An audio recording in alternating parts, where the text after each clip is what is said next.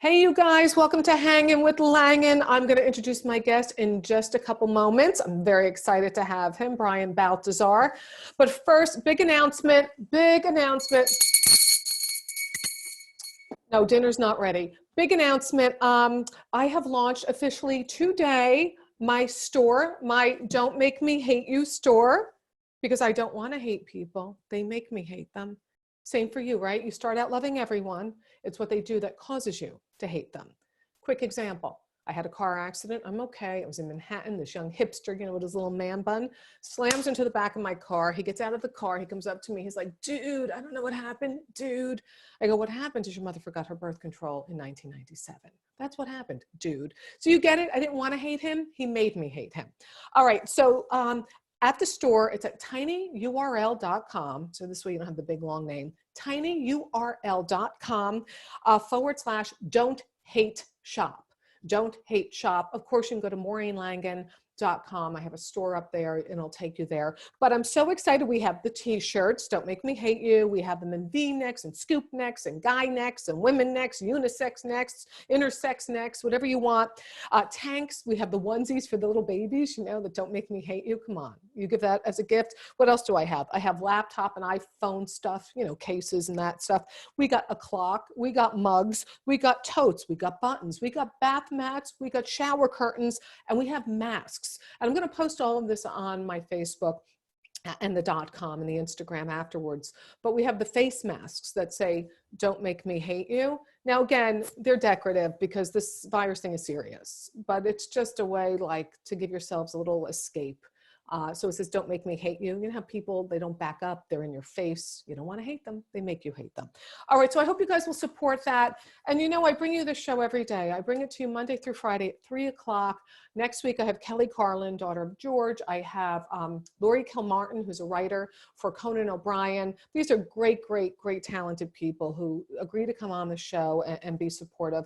And I hope you'll consider supporting the show. Every day is for free, but I ain't got no sugar daddy. So if you want to support, you can go to paypal.me /Mo Langan. I'll post that on the screen, or Venmo @ Mo Langan.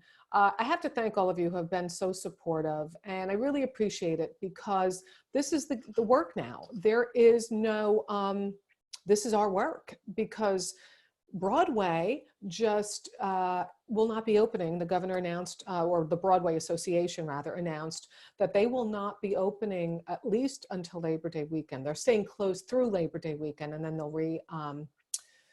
reevaluate. So that is pretty intense, and that means comics, forget it. We're not going back anytime soon. And nor do you want to. Do you want to be in this tight little room? You need that in comedy. You need to be on top of each other, literally, for that collective energy. So ain't nobody got time for that right now. So that's where we are. Anyway, let's move on to my guest. Very excited. I don't even know how I know this gentleman. I just feel like I know him. I don't know why. I don't know where or when our paths crossed. It could have been the duplex. I don't know, but we're going to find out. His name is Brian Balthazar, journalist, actor, a comic, raconteur. Is that the way you say it? He is a, I don't know. He launched the 4th hour of the Today Show with Hoda and Kathie Lee. He was a executive producer on The View. The whole HGTV thing, HGTV thing, the house flippers and the hunters and all of that. He helped launch, he's executive producer at HGTV. Well, now he has launched under Nancy Glass production company, his own production company called Balthazar Entertainment. Ladies and gentlemen, I welcome to the show, Brian Balthazar. Hello, so good to see you. I do remember where we met. You know what? I do. Where was it?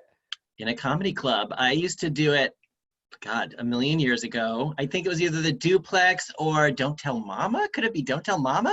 Yes, it could very well be with Ron Poole and Sidney Meyer. Yes, Pool Party. Yes. Yes, and I've obviously been a huge fan of you from the first time I saw you perform. And it's fun to watch this show and all the things you do, and you're hilarious. As I don't need to tell anyone here, everyone knows you're hilarious. So I'm thrilled to be here. Thank you for having me. This is about you. So I see you and I raise you, dude. I mean, well, first of all, those who don't know the Duplex and Don't Tell Mama, these are gay friendly cabaret rooms in Manhattan, and it doesn't get better than performing at those kind of venues. Tons of fun.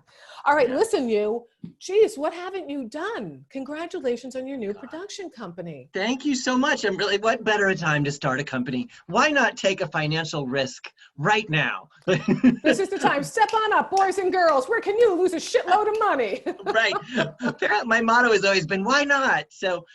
But it has been in the works for a little while, and I'm really, really fortunate and blessed to have someone willing to invest in me and take a shot in giving me this opportunity. And I wouldn't be able to do it without Nancy Glass. She's, you may remember her from Inside Edition, from a show called Attitudes, a lot of shows on Discovery ID and HGTV. She's still around doing TV, but she also is an amazing television producer and has had this company for a while. So I'm really excited. I just love, as you do, like, creating things. And while I love to be on camera and I get to do a fair amount of that, I love putting other people on TV and advising them, because I can't be objective about myself.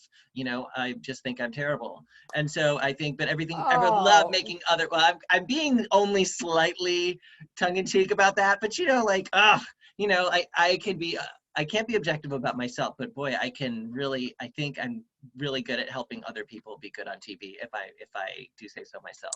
You've been on Wendy Williams, you've been on the Today Show, you have been on all of this. You had your own pop culture updates all over the place. My God, you're amazing. Thank you. Can I take you around with me? Yeah, hello, yeah, you can. Do you still do those pop culture updates? I do. Pop, you know, what? Pop up? Pop goes the week. I do think that there's a younger, newer generation of people following entertainment with a great deal of verve and passion. I don't do it as much. I'm not saying I'm not excited about the Kardashians, but I don't get as excited about it as I once did. But I like talking about what's trending. Often, I like pop culture when it used to be a little bit more, a little bit less about influencers, even though it's a part of our world. But I like following what's trending, what's hot and fresh and happening right now. And I do like entertainment news, but I do it as much as I can. But I really kind of like just following what is popular in the world at any given moment.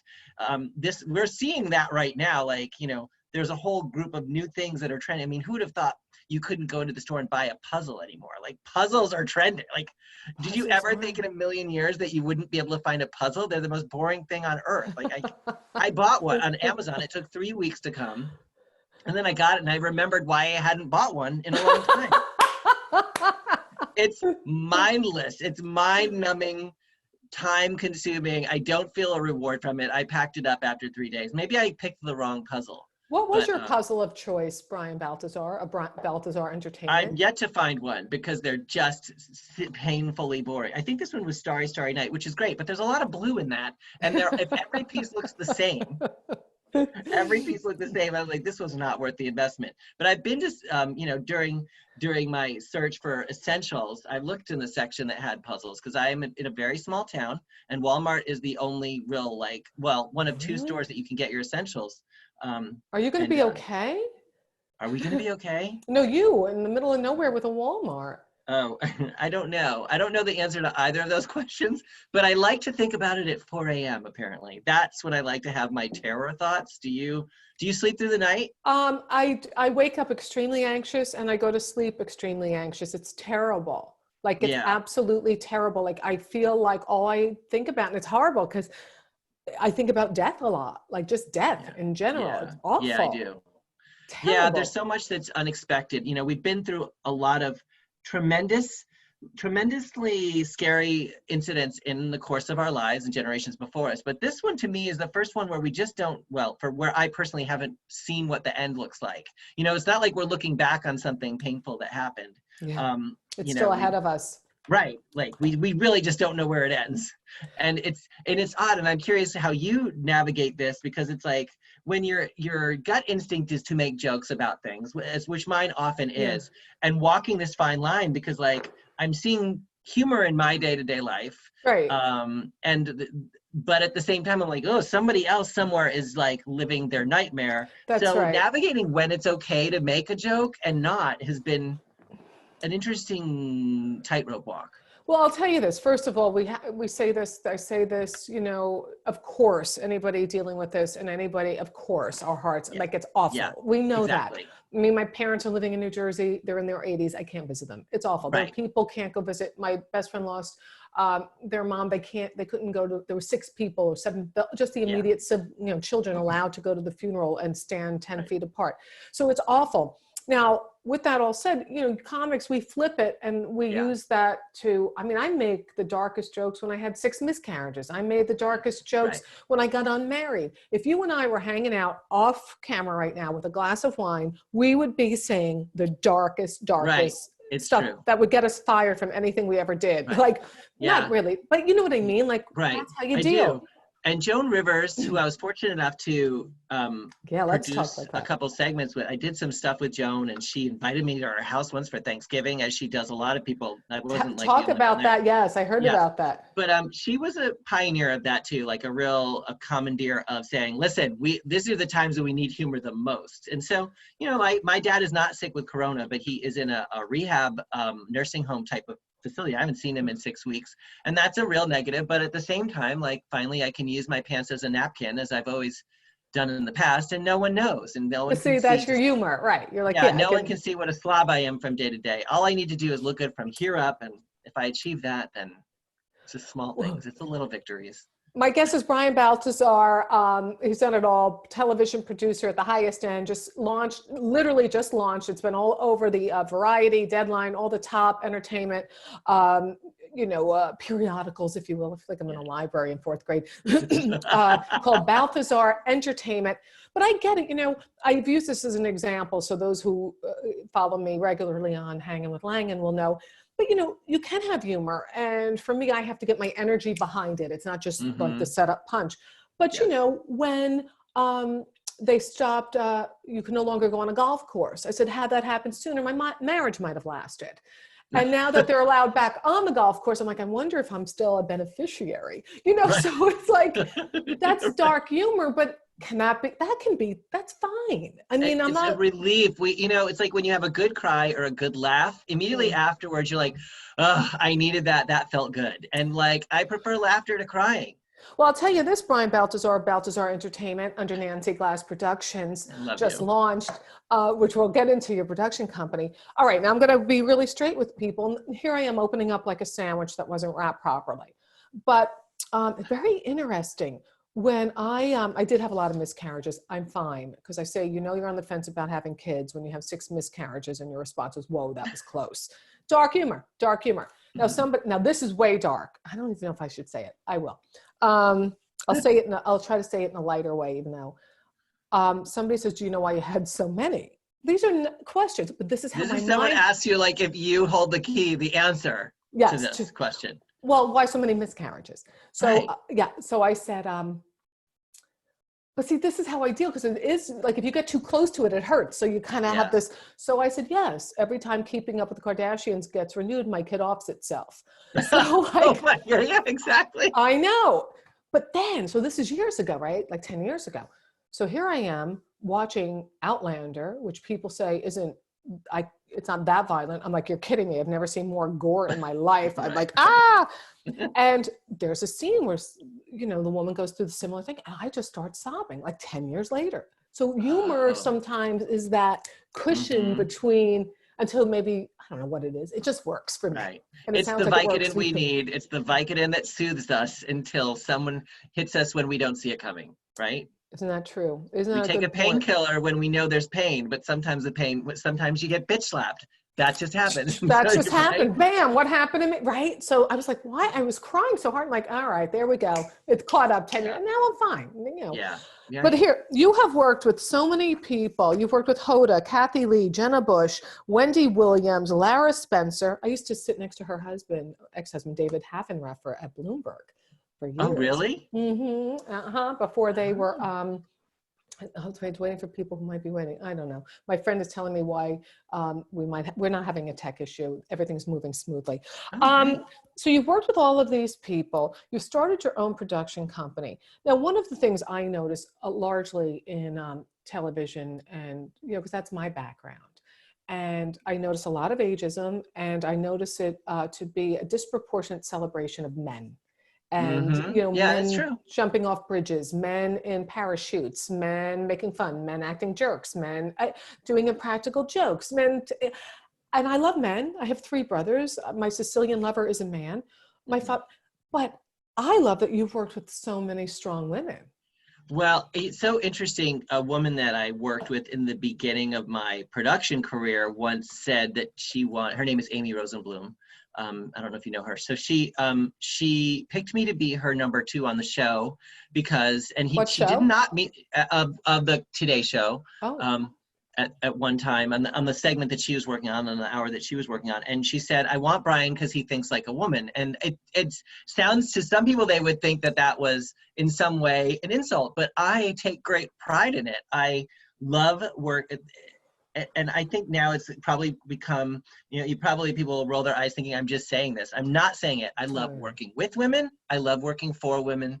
And I really have always had I've been very in touch with my female side, even before I knew it. I'm a gay guy, so it's a kind of a punchline sometimes for people to think I'm in touch with my feminine side. But and the truth is the majority of viewers of the shows that I do are by and large women. And I love women. Yeah, I'm partnered up with a guy, but God, I love women and I love creating content that women enjoy. And nothing would make me prouder than to have someone say I think like a woman, because I feel like, that makes me then compassionate and empathetic and smart and powerful. And so good for you. Good for you. I like hearing that.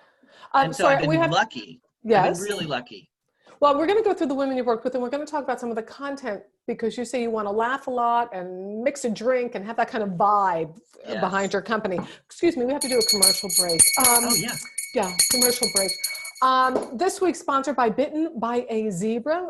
Great graphic artist, website developer, and photographer. Thank you so much, Bob Johnson, Bitten by a Zebra. Check him out. Also, too, if you want to sponsor the show, you have alcohol, spirits, hair color. These are all things we need right now that are really selling. You can just contact me at Maureen Langan anywhere. You'll see it a million places. And also, I launched my store, my Don't Hate store. So it's on tinyurl.com/tinyurl.com/don't hate. Don't make me hate you, see? And look at the product placement over my shoulder. Anyway, what I'm saying to you here is we have everything. We have t-shirts, all types, V-neck, scoop. We have classic, everything, clocks, mugs, water bottles, and Don't Make Me Hate You masks, for the face masks, because you don't want to hate people. They make you hate them. Remember that. Remember, you are a victim. Okay, so it's so sarcastic. You're so not a victim. And I don't want to. It's good. It's good. I don't want to make fun of the virus. It's just a little like, okay, let me wear something, decorative. The mask that says "Don't make me hate you" is perfect because exactly. I mean, especially when you see someone that's not wearing one or in your face. I was at a big box retailer that someone was 6 feet in front of me. I will say they were 6 feet in front of me, and they left the register, and the cashier said to this person, "Hope you feel better." I mean, nothing was more jarring. Could you imagine? I was like, I'm sure it wasn't the C word, which is now Corona, just by the way, just to be clear. But I was like, first of all, do you even tell the cashier you're not feeling well in this situation? Do you announce it to someone? And then I don't want to hear that 6 feet away. Hope you're feeling better. Well, you know what? How about the cough drop aisle is over there? How about that? The cough, yeah. I'm writing down. Have you been in public and had to cough, even just like a tiny little? It's a frightening thing. You worry now when you have to sneeze or cough in public, which we once used to do quite cavalierly. Have a, now it's a terrifying thing. No. Well, I have allergies, so sometimes if you're out in the sun or you have a mitt, I'm like, you're like, oh, me too. Fine. You're not allowed to have those anymore. Now, Brian Balthazar, my guest, Balthazar Entertainment. He was doing comedy years ago. He created The Last Hour, helped create and executive produce The Last Hour of the Today Show. He executive producer at HGTV. I love International House Hunters because you learn more about just houses. You learn about the whole I agree. And I have Irish citizenship. So as soon as this is over, I can travel all over freely. Fantastic. Yeah, I got to show you something I created called Mo Goes, but you can't go right now because it's all about connection. Journalist by day, Soon you'll comic by go. night. I like that idea. Yeah, I'll show it to you. We did a really good Necessary Media. Shout out to them. Great new production company by a woman. All right. So Balthazar Entertainment, what kind of content are you looking to create with your new company? Well, to your point, what you said before, having worked at HGTV and done lifestyle content for, my gosh, since I think I started there in 2008. I think it just makes sense from a business standpoint to target the group of people that I know have the most connection with personally and professionally. So I do have a few projects actually in the works already in various stages of production with HGTV.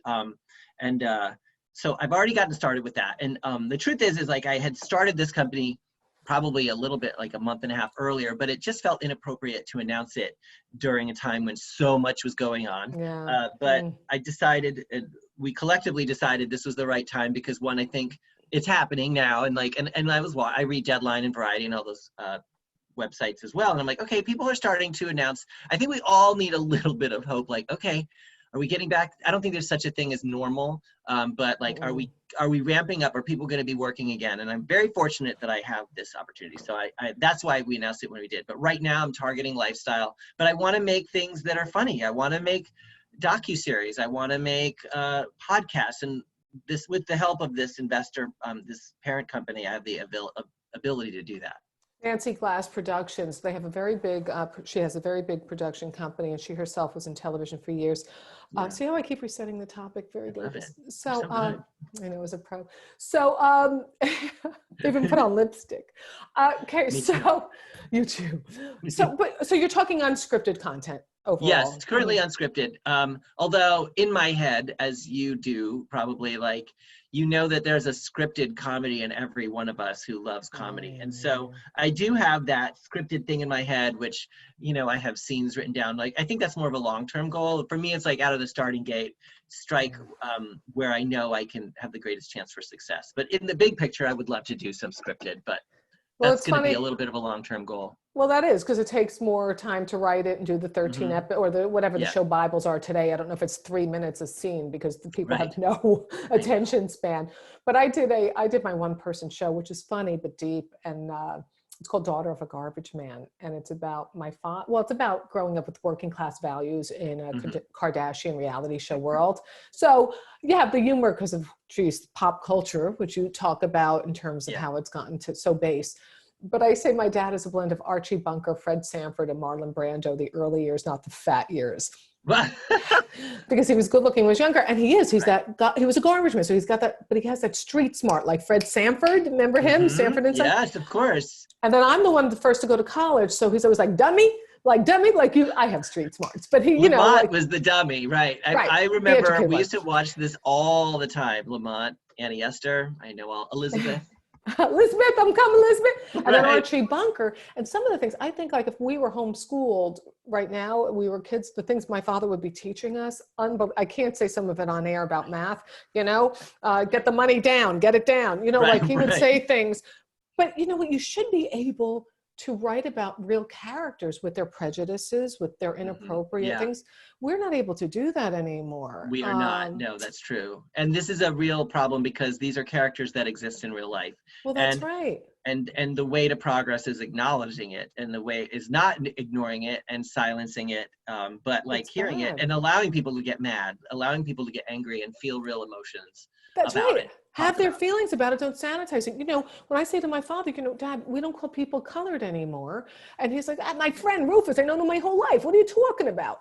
Because to him, it comes from a place of the intent. I think intent really matters. Right. Really matters. Intent is very important. And then the education of why it's changed too, and having that discussion is important. Yeah, intent is a big thing that has gotten overlooked in a lot of scenarios too, a lot of the language you use. And the truth is now more than ever, we live in a live social media world where you can't take back a flub. Like you can't correct yourself easily. And I think a lot of people have made really bad choices with the best of intentions in how they've said something, and things are forever now. And that's scary, to have to really, regardless of the topic, to be held so accountable for everything we say, so literally, is scary to me. I worry about the stupid things I say, and I am not a hateful person, and I am as inclusive as can be, and yet I know all of us can be better,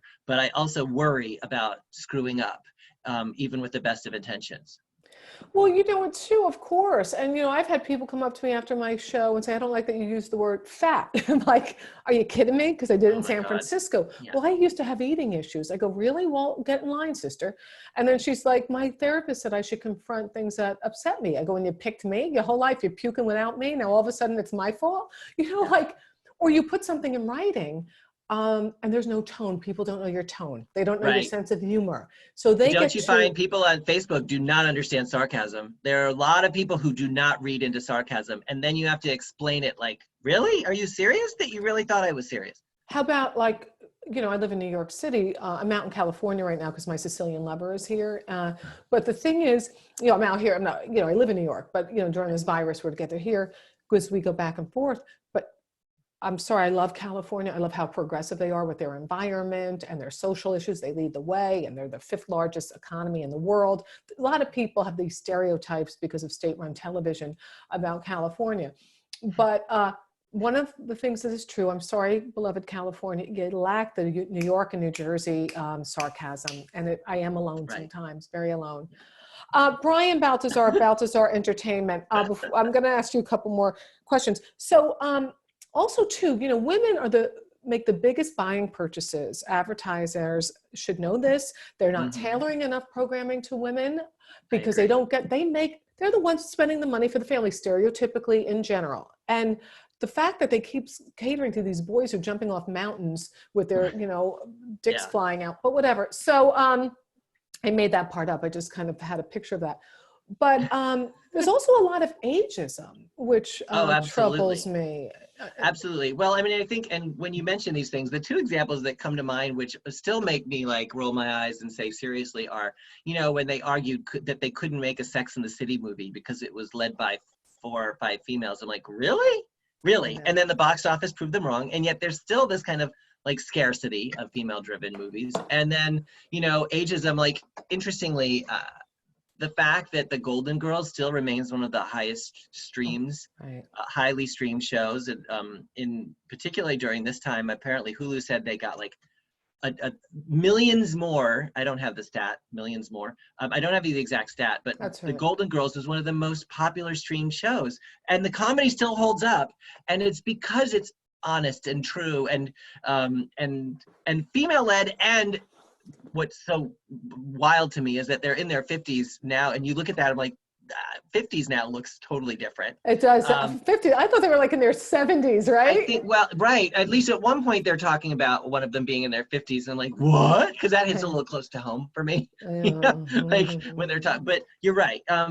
I do think it boggles the mind, truthfully. And now I think what's interesting is, you know, the climate of television is it's very difficult to target just one audience. Because in this landscape with so many places to go, you want to make sure like you have a split. So, okay, if you're mostly female, you want to be 60% female, 40% male, because if you lose all the men, if you go too female, you're going to lose a chunk of your audience. And what's nowadays, too female? What is too female? Well, and I say the same thing with male. Like, well, ESPN is obviously largely male, but they don't want to lose all the women either, because they also want to have that overall number. So when I say too female, I mean, like, if you go, there are preconceived notions about what it is for a show to skew female because of the content that's in it. And whether or not we like the word stereotypes rule a lot of things we watch, because they lean into things like, you know, there are stereotypes about every culture, and sometimes they're like, okay, men will like this because there's a guy jumping off the mountain. And that's for the men, and we'll throw in this thing because the women will like that. And so, you know, I'm by no means the guru of television or content, but I do think it's interesting in that there is an importance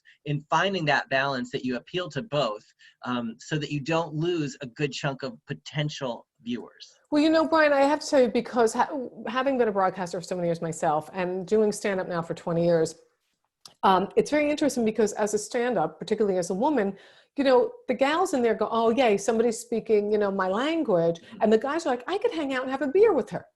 So that's, you do want that kind of energy. And I think part of it is because I grew up with brothers and I'm not the oldest girl. I'm like, oh, shut up and sit down. Like, you don't, we didn't grow up in those stereotypical roles in a big Irish Catholic family. We were equal pieces of shit. You understand? We were treated equally by the Irish mom. So when I did my pilot with Lonnie Newman, who you should get to know her. She's fantastic. Yeah, I'd love to. Yeah, Necessary Media. She's doing she used to produce Bert the Conqueror. So we took something with me instead, you know, a different sensibility, but you'll see. But, you know, we took it to my former broadcasting agent. He just did a couple radio, TV things, minor. But when he saw it doesn't matter. So he looks at it and he goes, I really love it. What are we going to tell the networks about your age? My right hand, this from a fat 75-year-old guy. And I said, well, you could tell them that I am the most haggard 18-year-old or the hottest 90-year-old you've ever met. Or I could sue you, but would I still have to give you a commission? No, I didn't say that part. I mean, come on.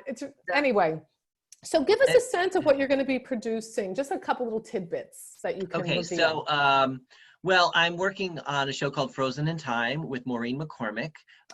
From you know her from the Brady Bunch and the many things she's done since. And so, and she has, I will say, on top of the fact that she is wonderful to watch on television. I'll tell you the show first, and then I'll elaborate. But the show is about homes that are stuck in time. So she and a designer by the name of Dan Vickery are going into these homes that are stuck in the 50s or stuck in the 60s. And it's amazing, particularly in LA, which is where the area in which the show is shot, how many homes have the same cabinets that were there in 1955 or the same. Yeah, there are a lot of them. And they go in and Maureen has a great aesthetic of her own and is a great shopper of great vintage items. So they go in and they renovate and redesign these places. And it's really fun. And I am fortunate to have become friends with Maureen, and that now I don't see Marcia now. It doesn't take very long where I'm just like, no, that's Mo. Like that's Maureen, this wonderful person who's great on television. Beautiful name. And a delight to be around. Yeah, and so that's one that I was working on the network side, and now that I've transitioned over to the production side, I will work on it on the production side, because that was with Nancy Glass, and now I will be executive producing. How will you do this during virus time? How are you? Well, we're waiting. Produce? We've shot half of the series, and now we're waiting to get a lift on it. So like we have a certain number of episodes. We've shot 4. And then everything stopped, and so we're in a pause right now because you can't do it right now. So much like a lot of production companies and a lot of networks are in this holding pattern where we're trying to shoot things by hand with I mean, there are shows on TV right now that as you can see, like Zoom is now on a major broadcast network, or Microsoft Teams. You're seeing Google Hangouts on a major broadcast network. It's insane. So it's wild, isn't it? In a way. In a way, it's like, oh, it's so uncomfortable. But on the other side of it, I think it's interesting because now we all have a very level playing field. We are all. Well, that's true. But some of us were broadcasters and writers for years, and we're like, anybody, come on in. Everybody. Right, no, I know what right. you mean. It is. It's true. I absolutely agree. It's like, wait, I went to school and worked really hard. And then at some point in my career, I realized, oh, wait. The minute I stop thinking that anything about the entertainment business or any business really is fair, is that moment you're like, oh, okay. Yeah, there's no fairness. It's not a justice-based, like the world is, aside from the justice system, which has its own problem, oh my God, there is no fairness or justice. So I'm like, okay, so I'm just gonna do the best I can and try and align myself and work with really nice people and make sure that every day I work is as fun as it can possibly be. I love you. What great energy. Well, I always say my Irish mother told me, develop your brain. She should have told me, dance with poles while you still have the body to do so. Yes. You know what? It doesn't hurt. I will say, I knew friends who were like, dancing shirtless on the top of a bar or sure.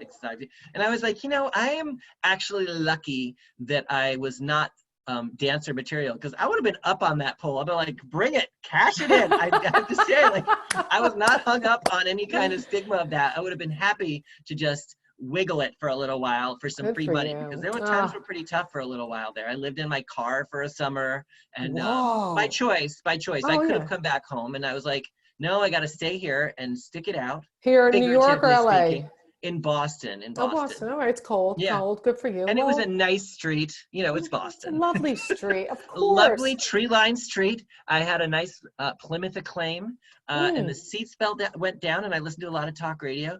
And I just, you know, I did it because I knew that I had to stay a little while longer, and it was summer. So, and it was my choice. Again, I was not homeless. I just like didn't have. You were digging it. You were doing your thing. Yeah. And where would you shower? Like trying to stick it out a couple more months, and it worked. And I'd stay at friends until I wore out my welcome, which apparently is very quickly. When will you be launching Frozen in Time, part of it now, or will you wait till all the episodes are ready to go? Currently, the plan is to wait until they're all done, and hopefully that means fall. With the ones that we have banked and the time that we have, but anything can happen.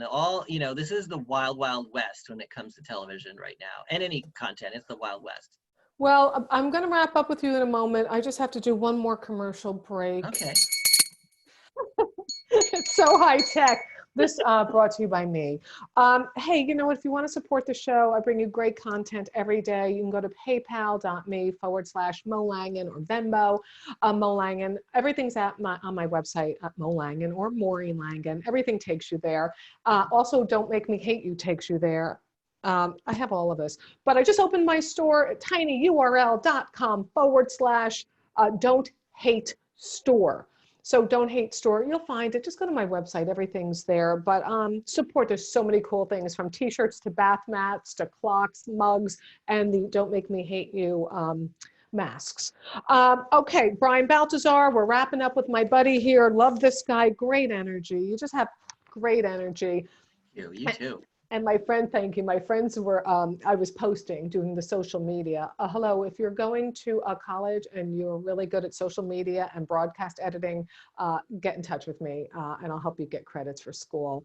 So I gotta find some. I can't, you're doing everything here. So people, my friends watching the post about you, all kinds of people, from straight women to gay men, are like, oh my God, he's dreamy. Oh, thank you.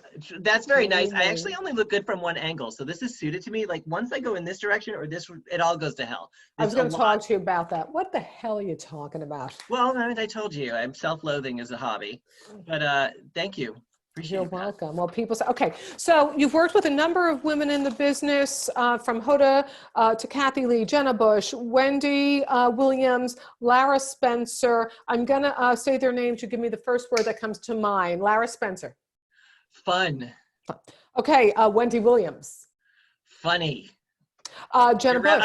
Just one word. It's so hard. Okay. Oh, two. You can use two or three. Go ahead. Irreverent, unexpected, funny. Jenna Bush. Delightful. Delightful. Okay, Hoda. My heart and wonderful. Oh, you love her, your heart. Okay, Kathie Lee Gifford. The best, supportive, delightful, even my heart, like cheerleader, real. If you had to live with one of them for a week, who would it be? Oh, well, Kathie Lee's house is pretty amazing. I visited Kathie Lee in her Nashville home, and we would have a lot of fun, and there'd be plenty of a space to give each other a little room to breathe. But every minute that I spent with her would be rewarding, uplifting.